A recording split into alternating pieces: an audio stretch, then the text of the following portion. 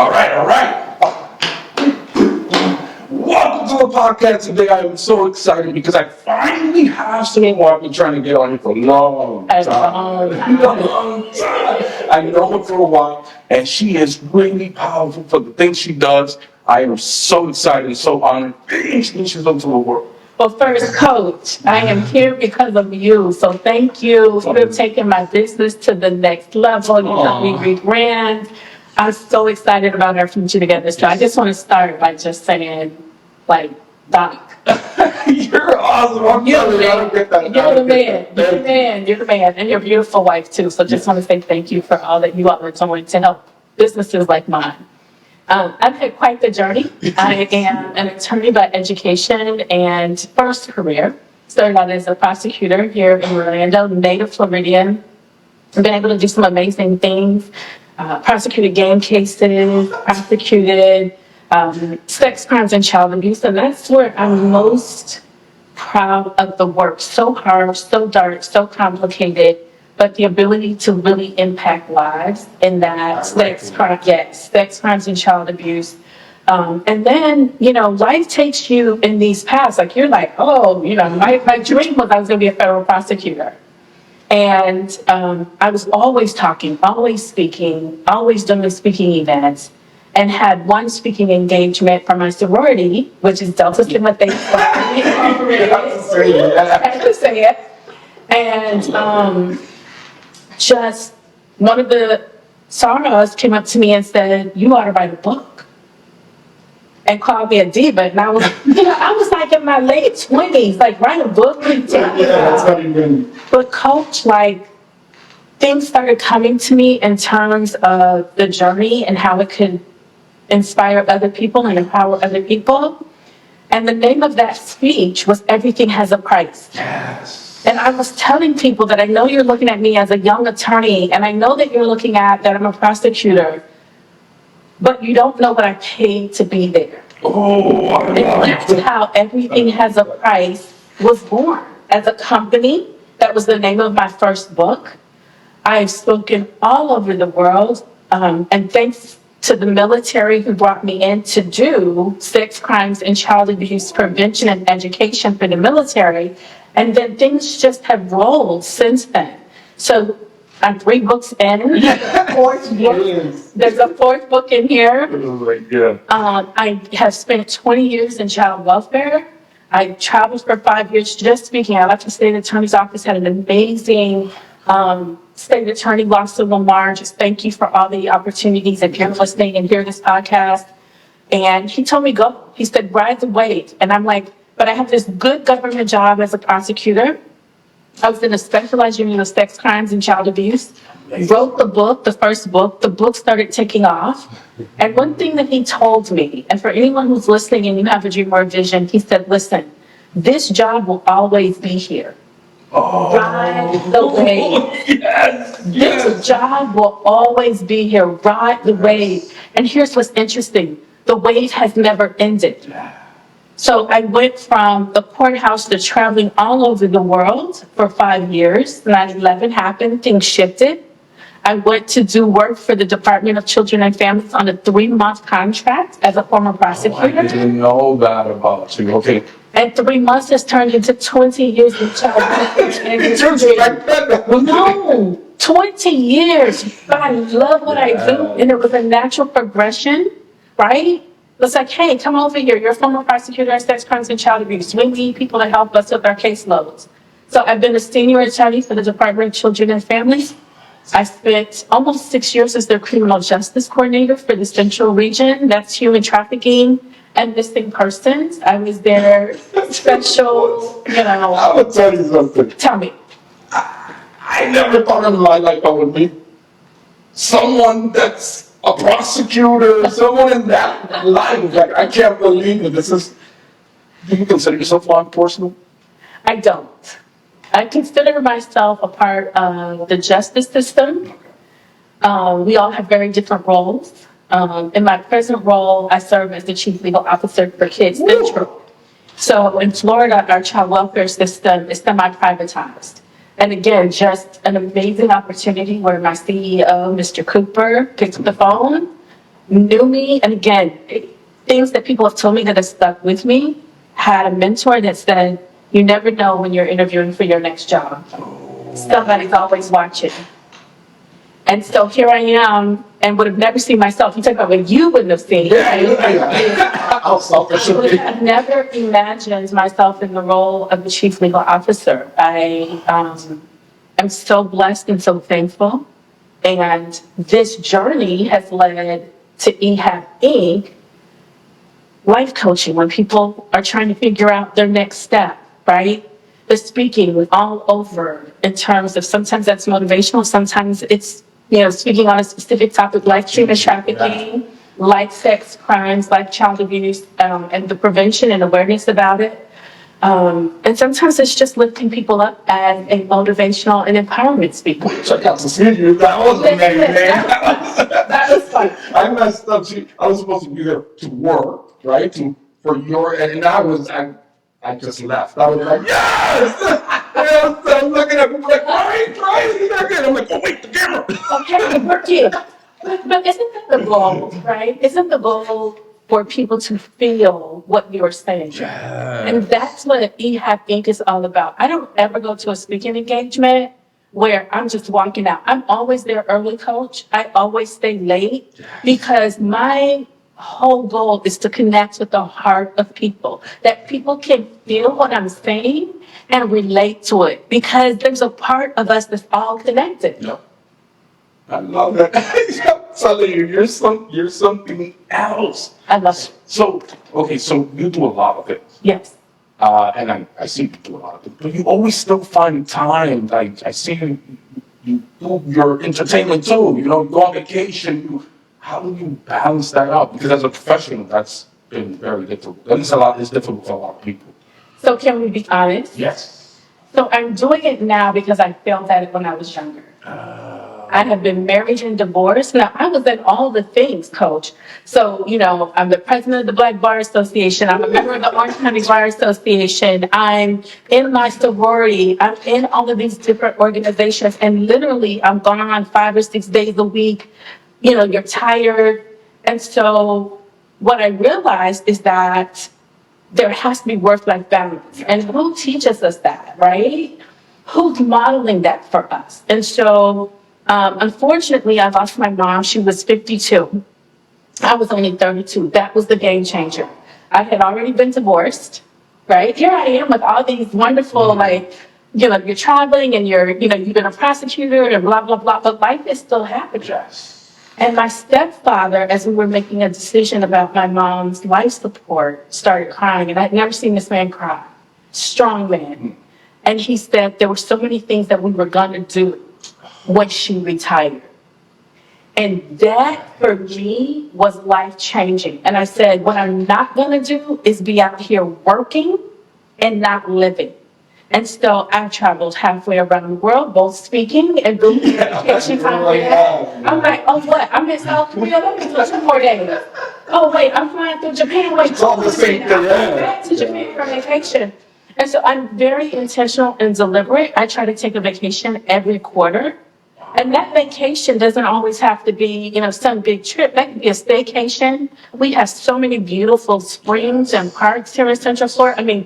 Oh my gosh, we have 5 cruise ports in Florida. Yes. We have beaches all around us, right? And so it's not always big vacations, but my commitment to myself, coach, when my mom died, was 32, was if I only have 20 years to live, what will my life look like? Oh, I like that. And I've lived past that, 52 age, thank you, God. But I want to enjoy my life. There's more to life than work and paying bills. There's more. There's friendships. There's relationships. Much more. There's positive people. There's doing things that you enjoy. There's relaxation. And we have to be intentional in creating that time. Like that. And that's one of the things you teach, right, in your coaching. Yes. Professionals do that. Yes. So I have a lot of questions about your justice career. Okay. I love. So right now, what do you do exactly if you don't mind? Well, that's a big question. So as a chief officer, I think the thing I take the most pride in is I do a lot of training for our, staff, employees. Kids Central has over 300 and something employees. I serve in a 5-county area over in Circuit 5. And so I support as a liaison and the bridge, the judiciary, the defense bar, the children legal services attorneys, the attorney ad litem, the guardian ad litem. I see myself as a problem solver, an educator, And a leader. and a leader. For sure. That's one of those things like employment law issues, risk management, which I really am enjoying doing. But my whole goal is if I can encourage, model, and empower others to have a spirit of excellence in what they do and how we show up in service and how that impacts the children and the families that we serve, which ultimately impacts communities. That's how I see this work that I've been doing for the last, my entire life, but especially in this role as a chief legal officer. I love it. I love it. But you also, but as a prosecutor, when we're a prosecutor, this is such that stuff.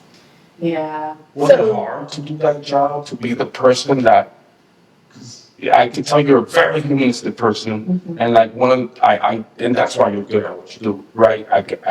You understand that sometimes people are in the place and they're evil now, but something happened again, right? So how do you do that job and stay unbiased?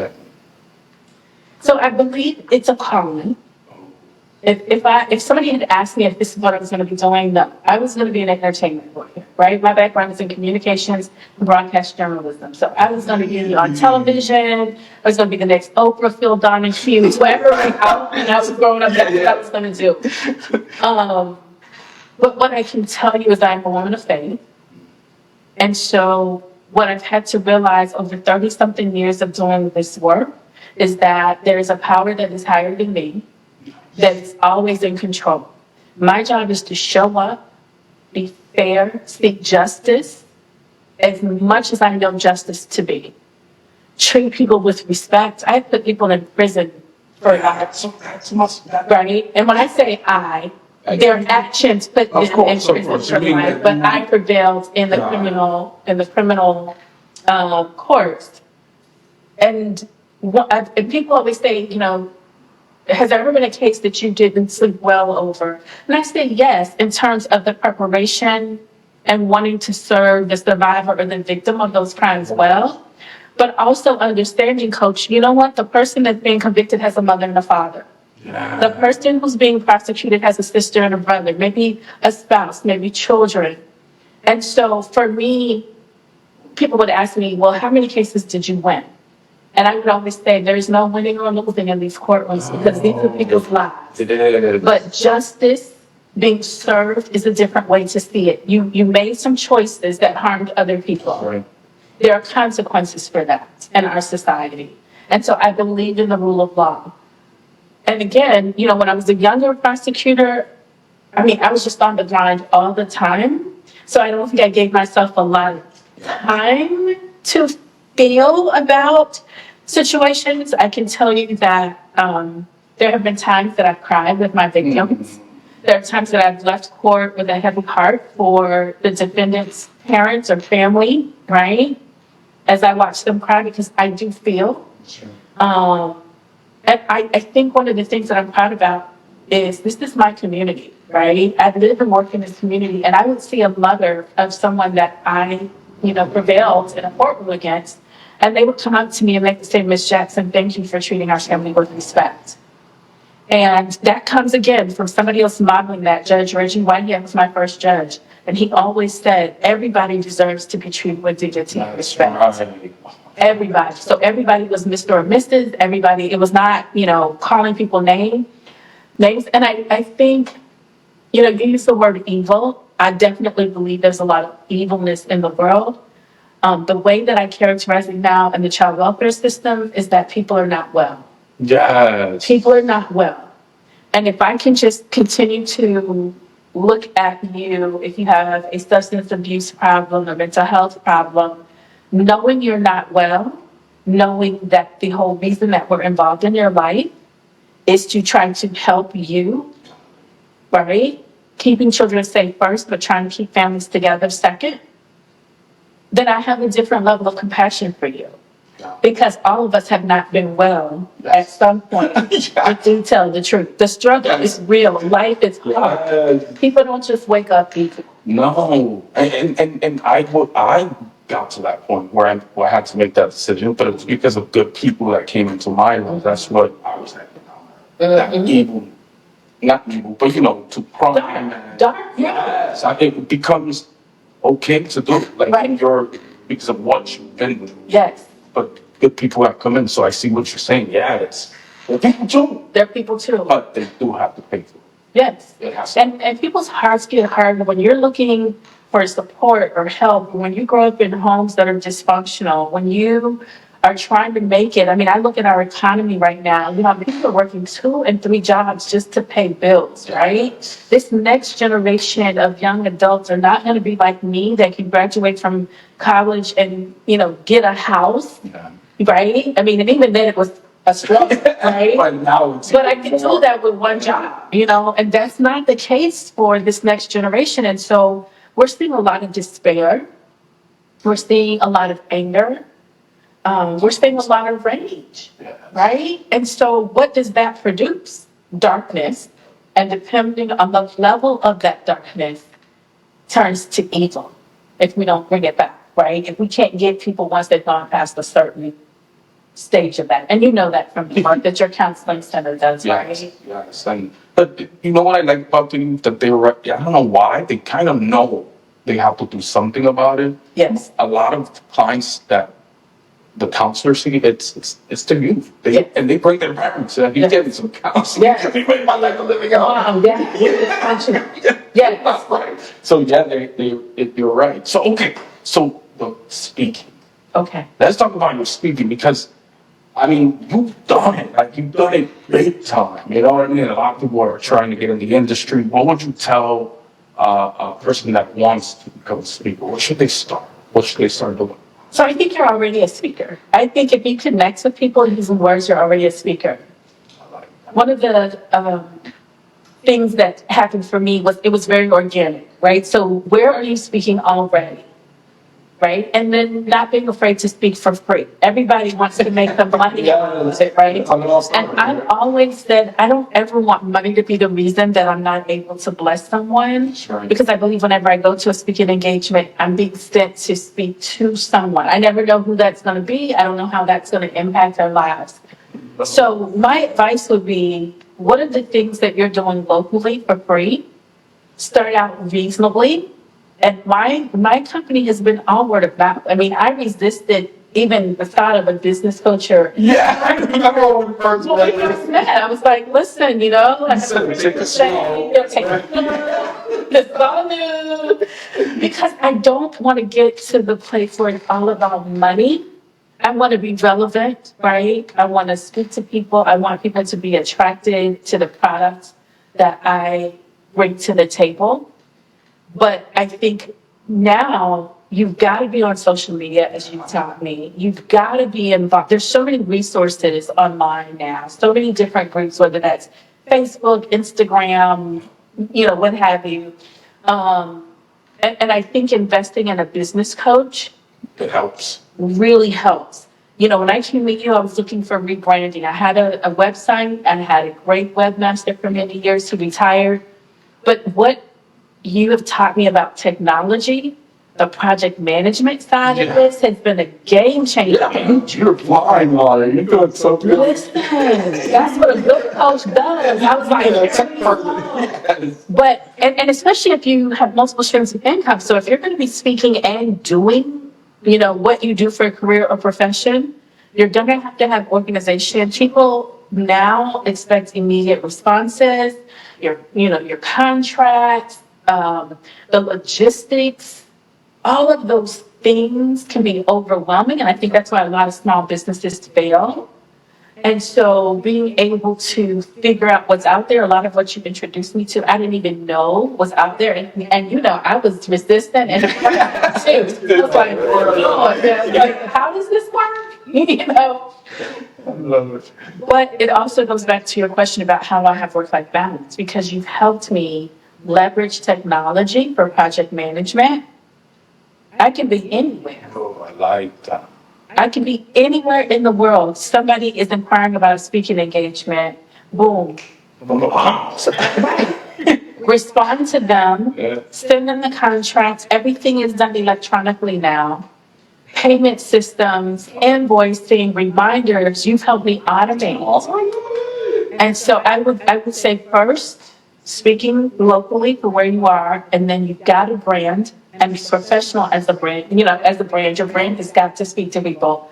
And then I just don't know how in 2025 and beyond, you can't have technology working for you. Yes, it's all there. All the tools are there. Yes, Like, it yes. makes life easier. Human trafficking.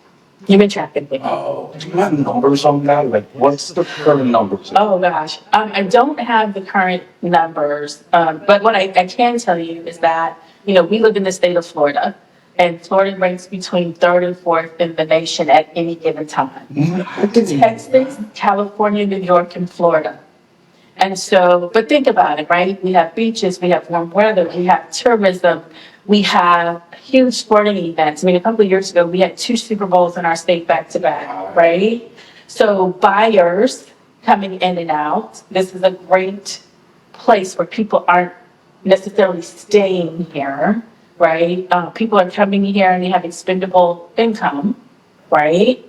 So, but I also think that we're doing such a great job of getting the awareness out. Yes, I think so too.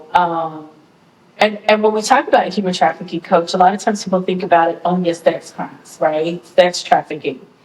They think about kids, but it's not just kids, it's adults as well. And we have labor trafficking as well.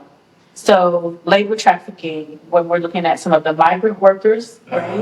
We have a lot of people don't know this about Florida, but we still have lots of agriculture here, right? So we have blueberry farms and strawberry farms. We have foliage factories.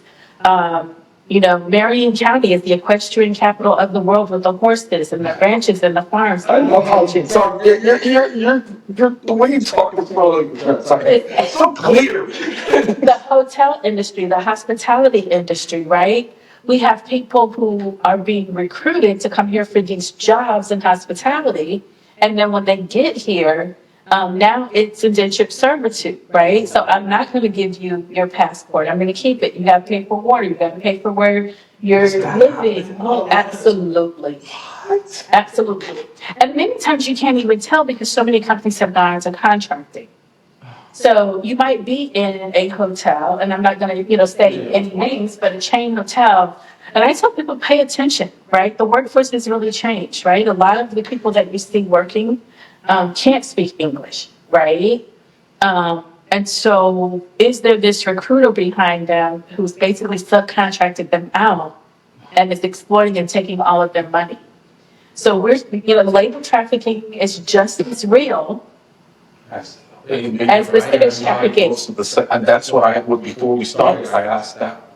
Yes. That is disgusting that that's still what happens in like a modern society. And you said buyers. Yes. So that's why buyers do come here. And Yes. Yes. And so in Polk County, the sheriff there does a great job with stings. And then he publicizes them. I watch it. Yes. Listen, I love the work that he's doing, and he takes the pictures and he exposes them.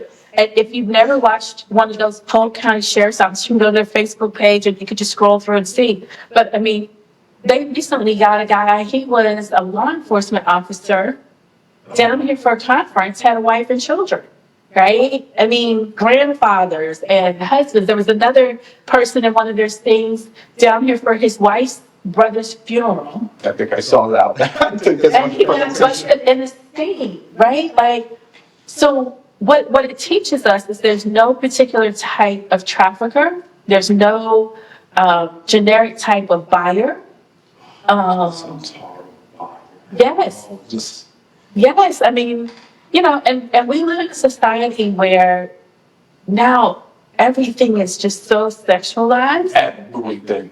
And so even how people are seeing it, like it's just an exchange, but it's not, right? It's not just an exchange. And so even in our work of trying to educate young people, and I'm sure you see it in your practice and your work as well, your counselors see it, young men and young women, like what is a healthy relationship? Yeah, they're trying to find out. We haven't left them that answer, which is weird, right? What is love, right? And so there's just so many vulnerabilities in terms of how our society has developed, wanting to be liked. You know, a lot of the sex trafficking, they grew by just saying you're beautiful, send me pictures, right? It's the extortion is real. You're beautiful, you know, take off this and do that and do this for me. And they're doing it because that's what we've taught them, how you get on the line. that's right. So the one thing, like when you were coming here today, I was thinking about that part of it, the human trafficking. And as someone like American, not only American, like I'm used to the system. I always envisioned like that happening in the desert somewhere but now like you said, Florida's teaching a lot. It's not like that. It could happen anywhere. And most of it, especially in the child welfare system, we have so many parents and caregivers who are hardworking. Because guess what? Their kids are at home, kids are going to school, and they have no idea that they've been involved with sex trafficking. Because everybody has this image that these are things that happen overseas. These are things that happen in other countries. But that's because we have to continue to do a better job of awareness, right? You know, Coach, we have so many boys that are being trafficked. Nobody talks about them. And even when I was a sex crimes prosecutor, I kept saying, you know, we spent a lot of time talking about female victims. We didn't spend a lot of time talking about male victims and how it impacts them. I think, of course, we're doing a much better job of that now, right? Lots of entertainers, athletes have come out, adult men have come out and talked about their experiences, because I don't call them stories, right? It's not a story I'm making up. These are people's experiences, right? Lived experiences. Video games. All the video games now, people are talking to each other. Yes. I had Atari with Pac-Man cartridges that you put in. You put that in the But now parents, you are allowing people in your home through these phones and these games and these computers, which you would never do in your right mind, right? And so we're trying to do more education on parental controls, you know. That's how these people work. That's right. They use these. That's right. I had one parent and a tablet showed up for her kid from Amazon on her doorstep. Ma'am, you didn't think that was weird? She didn't get her the tablet. She gave the child the tablet. And she asked a couple of questions. The kid said some story. But I'm like, what? Wait. right? So the tablet, mom won't know where it came from. Right. Kid makes up the story, and mom allows the kid to have the tablet. And it was a boy, right? And so this is how they were trafficking. Right. They didn't even have to work for it. No. So it's changed. It's no longer the sleeping juice and No. you would give them. Right. We're giving it to them. Right. Oh my goodness. So how do you feel that you have a part in stopping that? Do you ever sit down and go, how many kids did I stop from going? So I'm blessed because a lot of my kids are now adults. I've been in this system for a long time, and they are still in touch with me. So I have the unique blessing of my kids telling me what I've meant to them. You know, I'm humbled. I'm honored that I've been able to be a part of sometimes slow but impactful change in their lives. There's not a magic wand, so it's about being persistent, staying consistent in their lives. But I'm humbled and I'm honored that I have been called to do this work. Man, it's amazing. It's hard. It is difficult. There have been days that I am just like, I can go sell lemonade on an island. Like, crazy. right? But whenever I have that season or day or week, like the universe sends a reminder of the importance that each one of us can make every single day when we show up on purpose. So I just keep showing up one day at a time on purpose. I love it. So this question I'm really interested in. Okay. Everything you do a lot of things, but everything you do has to do with serving or has to do with helping. Why? You're obviously, you're there, you're talented, you're smart, you know how to get things done, you've had mentors, you have all the keys that you've developed for yourself. So you can have done anything, right? But why serve? It's usually not the highest paying gigs, right? So It's not. Public service definitely isn't the highest paying gig. You know, I started out at the state attorney's office. I was 24 years old. yeah. And I've just been surrounded by great people who had great hearts and models for me the importance of service. And you know what? I may not be physically rich, but I tell people this all the time, and there are people who are like, oh my God, that sounds so morbid. If God called me home tomorrow, I have lived an amazing life. I have so much pride in how I have lived my life and what I've been able to do in my community and around the world, just by being me and sharing my story and my experiences, that it's been worth it. I am fulfilled. I'm fulfilled. My life, I'm content. Yes. I'm content. Sir.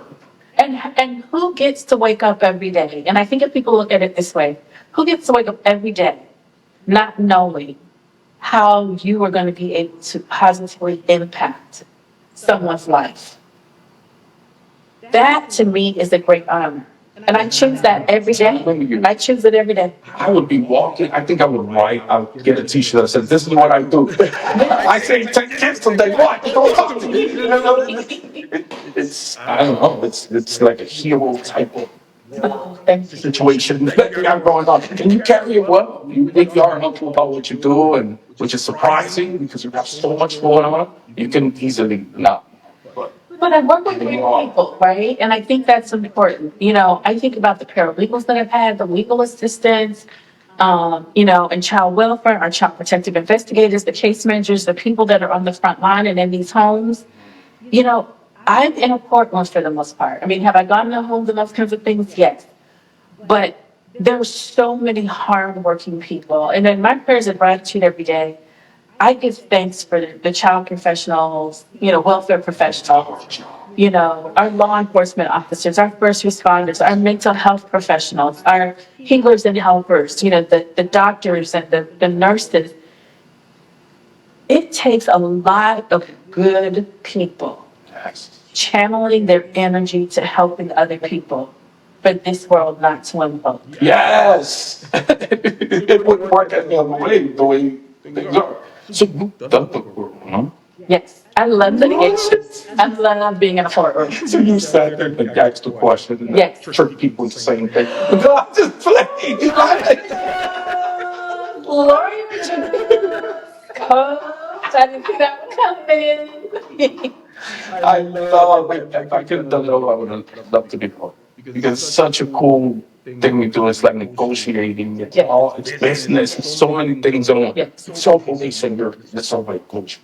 Okay. So talk about coaching. So what are your, you teach people how to balance? Yes, so coaching started out, I was doing something called the Girlfriend Soul Trip. So an annual trip before COVID, and we would cap it at like 20 women, and we would go different places. So sometimes in the US, like Sedona, Arizona, we've been to Paris, and the whole part of this trip, Coach, was professional women taking time out for themselves. It goes back to where we started, right? Work-life balance. And so, you know, for these women, there were always kind of these like, I want to, but, I don't have enough money, or nobody will go with me, or I don't know how to plan this trip, or I'm afraid to go by myself, right?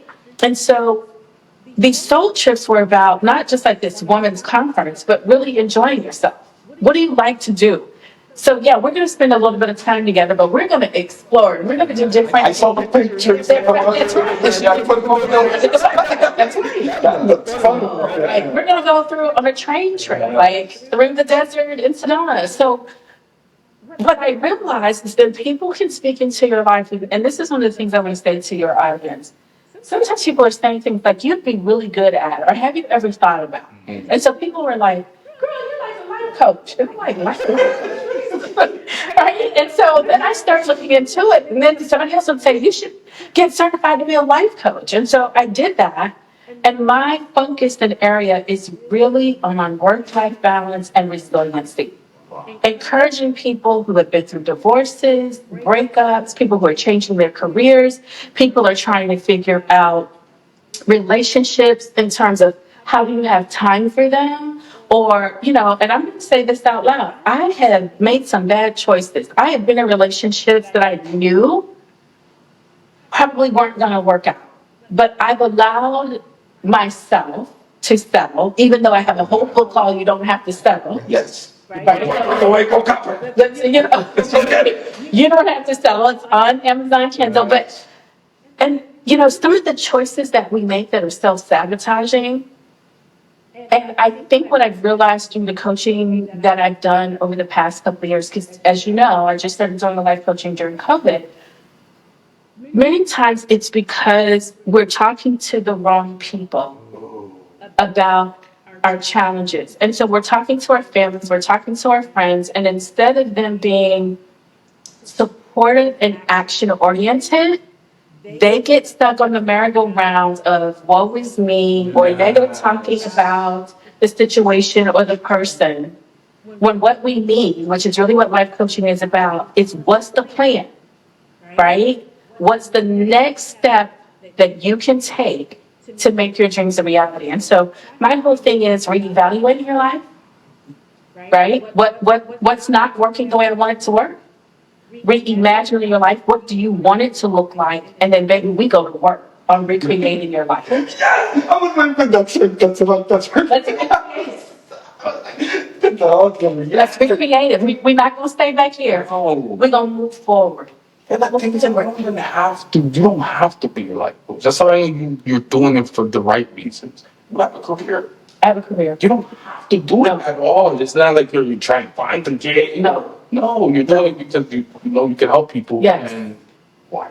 You're doing it. Yes. You do groups too, right? We do small groups. We keep it at about 6 because I want everybody to be engaged. Our current small group, amazing group of women, we're seeing amazing results. And some of this stuff is so simple, right? And, we have one lady who was like, I just need to declutter my home, right? And then that really became a reflection of self-care, right? And in the beginning, and I love this, she was like, I have to. And I was like, do you really have to? Or are you choosing to? That's right. And every time you're saying you have to do something, that's not true. Yeah, and it becomes negative. Right. Yeah. But you choose to. So what different choice are you willing to make? More control. Right. So, I have great clients. I'm so blessed. A lot of their feedback is about that they feel my energy, my support.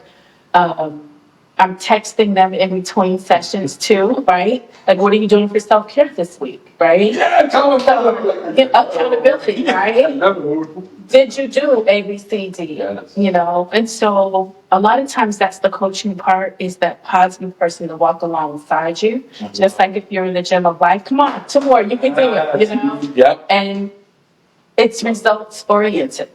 Man, you're doing your thing. Yeah, I see the people you're serving love what you're doing, and it's amazing. That you're doing it, and I can see how it works with you. Now, if somebody wants to gain that successful career, what do you think you have done? What has been the most important part that has helped you be successful in your career? I think having positive people I knew that's what you were gonna say. That's what I asked. That's you too. Yeah. listen to what people are saying. Yes. I was looking at some of my evaluations from the state attorney's office, just because I'm shredding and, going paperless on some things. And there were a couple of evaluations where my supervisors would say, you're a great litigator, but you need to work on this. Don't take what people are telling you you can improve on as a criticism. Look at that and see, what can I do to keep growing? And I think that what has worked for me is I have been scared to death, but I have taken the leap of faith anyways. And it has always paid off one way or the other, even if it didn't feel like it in the moment. Yeah. And so don't be paralyzed by fear. There's a book called Feel the Fear and Do It Anyway. I think you need to be listening to podcasts like this. Coach, every week I'm listening to a podcast, I'm reading a book. I'm doing something to feed my spirit and to continue to grow and to learn. And so if there's something you want to do, look at technology now. There's a podcast or a book for everything. There's a YouTube video for everything. Everything. And so I think if you're going to be successful, you've got to be able to do the research and find positive venues that speak into your dream and your goals. I love it. You find a lot of people around you, because you always say, which is, it's pretty cool. You always say it. You always talk about you always mention names and how did you get surrounded by? How can you find these people? Not them exactly, but people that are supportive in that way. I'm asking for me. I need for a friend. I'm asking for a friend. So I'm intentional in my circle. Mm-hmm. If you are negative, if you are talking about other people, if everything is well as you're not my tribe. Yeah. I always want to be around people who have more experience than me. Yes. No more, people are talking about this younger generation, but they are so creative. And I'm learning so much from them too. So you can't have these blinders on, I can only learn from a person who's 45 or 50 years older than me, right? Where you can take nuggets from all different kinds of people. Associations, conferences, I find that a lot of people who are investing their money and attending conferences, they're hungry. So that works. They're hungry, yes. Okay. So I've been able to meet good people through conferences and associations. Even on places like Facebook, and I learned this during COVID. Facebook has all kinds of groups. You like the plant? They got everything. Right, women who like the plant. They got the women that want to lose weight. The whole 50. People wear sunglasses every day. Women over 50 losing weight. I'm like, what? Let me get clit, right? Not wearing 5 rings and 2 chains. Yes, and a lot of those types of groups, there are moderators and people who will kick out people who are not positive. There's traveling groups, solo traveling groups, who knows? So a lot of the traveling that I've done has been by myself. And people talk about, being afraid to do that. But you know what? You need time to yourself too. You need time to reflect, time to journal, time to do what you want to do, eat what you want to eat, when you want to. Who's teaching us that, Coach? That's the problem. That's the problem. That's why I'm here. That's the problem. We need someone. Right? I didn't get taught that. I got taught work hard, just keep going, and there's a lot of pitfalls to that. Yes, and even in your relationship, I love you and your wife. Your wife was just here. She was helping us set up, and she's just beautiful. But you encourage her, and I've heard you talk to me about her encouraging you. We don't have to be at the hip all the time. You do your thing, baby. I'm going to support you. I'm doing my thing, and she supports you. And then there's also that time where you all are just. Don't talk to me. Listen, no. And we don't get offended about it. She could tell me, and I can tell you. Yes, I need me time. Yeah. And she taught me that. Oh, good. Because where I came from, that wasn't, it was all unhealthy prevention. That's the only thing I learned. To talk to someone was always unhealthy. And I didn't know how to do it, but she taught me. I saw her with her brothers and her sisters, the way when we would meet someone, she talks to them differently. She taught me how to do it. And I would have never guessed that because you're an amazing communicator. that was really difficult for me. It still is, to be honest with you. I don't have like a lot of people around me. So yeah, I still is. Communication is very difficult for me. It takes a lot of time. So Wow. yeah, I would have never guessed that. and I feel like I call you guys no ones. That means normal people. But it's the way I grew up. I didn't have any stable people around me. And now I do, so it's gotten better. And so I love what you're saying. Yeah, it's all right. So do I have to become a woman in order to go on the soul trip? You might see the pictures. So the soul trip is for women at this time. I'm not opposed in the future to just doing soul trips. Yeah. So the title of it now is the Girlfriend Soul Trip. I'm not opposed in the future to just opening it up. But I will say that the core of my work initially was with professional women. Yeah. That's who was seeking me out. That's who was talking about, and I hear more and more men now. I mean, I have a coworker who's married, and he just said, "Hey, I had a conversation with my wife that I just want to take a 3-day weekend for me. I don't want to go out with my boys. I don't want like men weren't talking like that 10 years ago." Oh. But he was like, I had the conversation. I know his wife. And so she actually then ended up doing a male spa day for him for his birthday by himself, right? Because what do we think? Oh, you know what? I got to do a party with 15 people or 20 people, or I got to have the family. Sometimes the best gift you can give someone, including a man, is a day to himself. That sounds good. Okay, if you're listening, I'm wifey, gonna a flyer next. I'm gonna put the clues. wifey, So that I love that you said that because that's something men are coming now into the light of. Yes. There's more than just being a mean Yes. a protector and Yes. all of that. a So it's- provider. yeah, there's more. Yes. It's more than that. So thank you. Okay, so what's next for you? Shout out all of your books, first of all.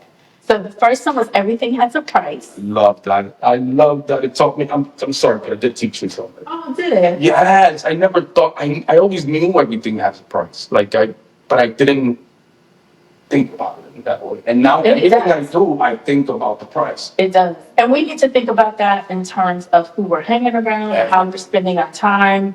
I was in a situation today where someone was asking for time, and they were spiraling in their anxiety.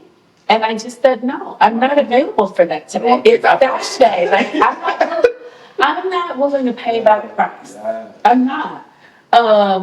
So everything has a price. If you have the strength to survive, you have the power to succeed. Oh, I'm Right? missing that. So that's the tagline for that.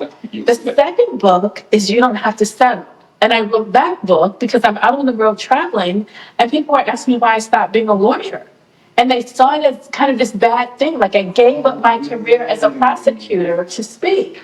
And so my thing was, what other people were projecting onto me was their limit. Yes. So they were like, you're a prosecutor, you're an attorney, like you've arrived. But there was this whole other world out there for me, right? So you don't have to settle, and the subtitle is How to Make Your Dreams a Reality, right? And so, and then the third book came out of people asking me to write a book for teenagers. They were using my first 2 books for teenagers, which I never wrote the books for. You didn't even think I didn't even think that. But parents were like, read this book, everything has a price. And you don't have to settle, and so the kids. And so I had a youth program, mentorship called Behind the Scenes. And so Behind the Scenes is the third book. And it's a youth's guide to making their vision a reality. And really like a workbook And there's 77 different people with all kinds of professions and journeys, and really talking to young people about finding out what is their path, right? Um, it talks about financial literacy for young Which people. one did finally? Everybody wants to be famous, Yeah, right? get there. Or, and now these kids, right?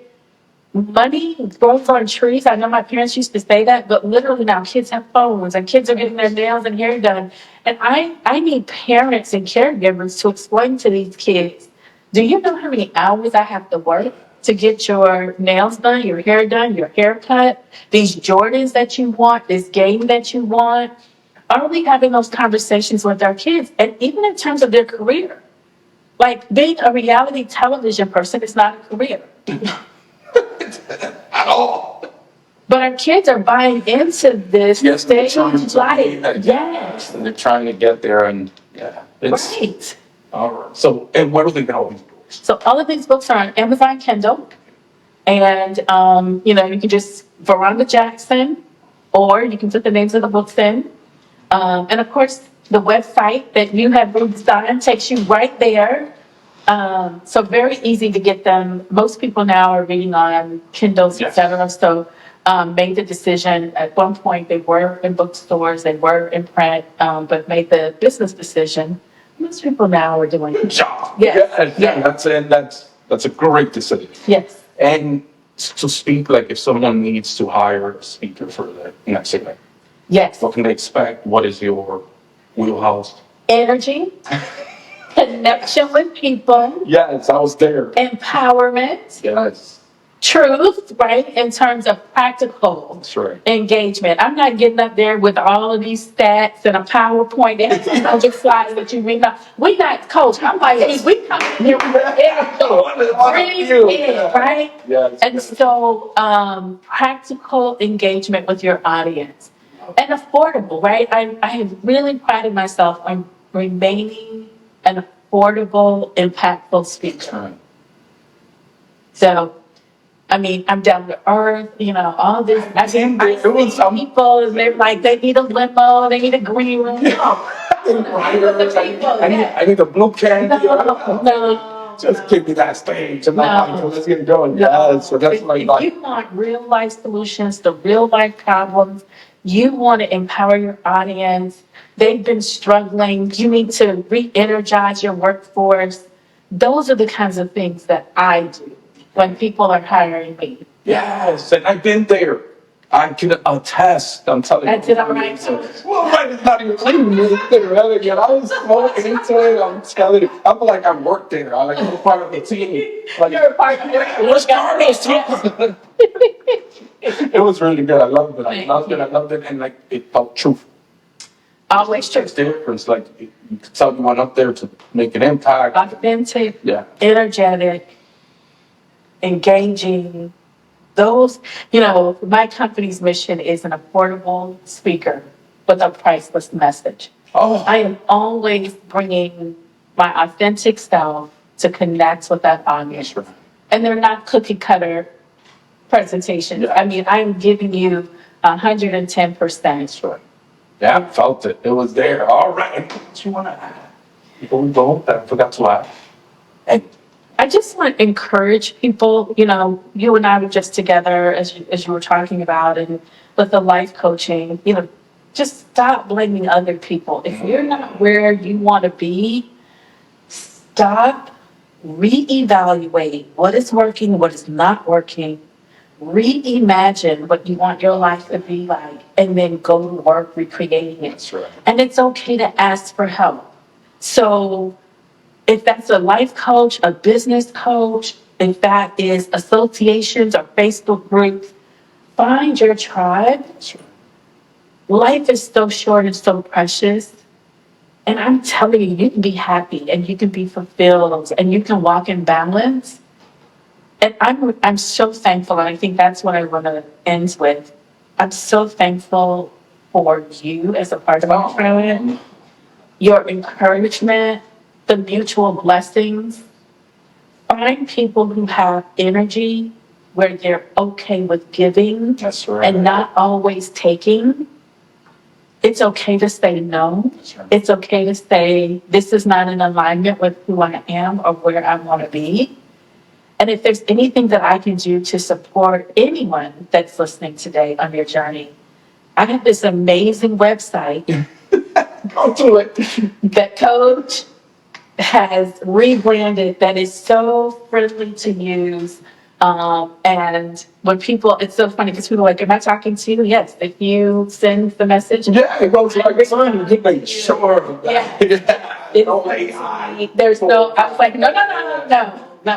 And so, just thank you for this opportunity. Thank you. You are amazing. You've taken me to the next level. And I'm just excited about what our future holds. I love In terms of you being my coach and me supporting you in your business and all that you've done for EHAP Inc. Oh, thank you. I didn't expect that, but thank you so much. But it's easy with you. It's very easy with you. You're very inspiring, powerful, definitely powerful. When you walk in the room, oh, she's here. But yes, powerful. And I love what you're doing. You're doing it for all the right reasons, which is awesome. So thank you for joining me. Oh, my pleasure. And anytime you want to sit down and speak again, just let me know. No worries. And so the website is www.ehapinc.com. Easy way to remember it. It's everything has a price. That's what the EHAP stands for. I'm slow sometimes. I don't know why. I see it now. If you Google EHAP, Yeah. it's going to come up where everything has a price. It's going to come up. So we're just here in service, and that's what you're doing for businesses like mine, and I'm so thankful. Thank you. Thank you. And I'm gonna put your website on everywhere. Okay. Because, it's kind of, I feel good that it's up there. So yeah. He's like, this is my work. We in the house. Coach Thomas in the house. Yeah, but can you change something on my website? You mean my website? Okay, no. Our website. Just do what you want to do, Coach. It's good.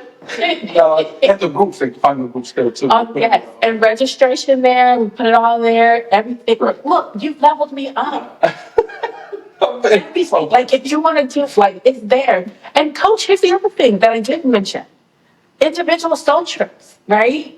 You can meet me at the beach. oh. I have a location, off of Sarasota, Lido Beach, and so people can do one-on-one, and they can do a weekend with me at the beach. Yes, soul trip at the beach. Yeah, and that's male or female, and it's life coaching over a weekend.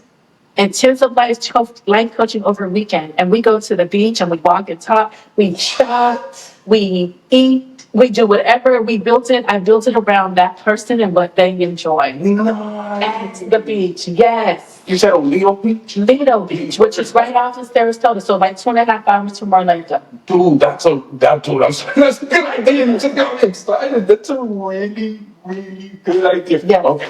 So please contact her. I'm telling you, will not regret it.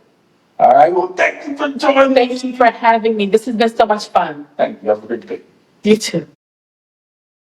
Repeat after me.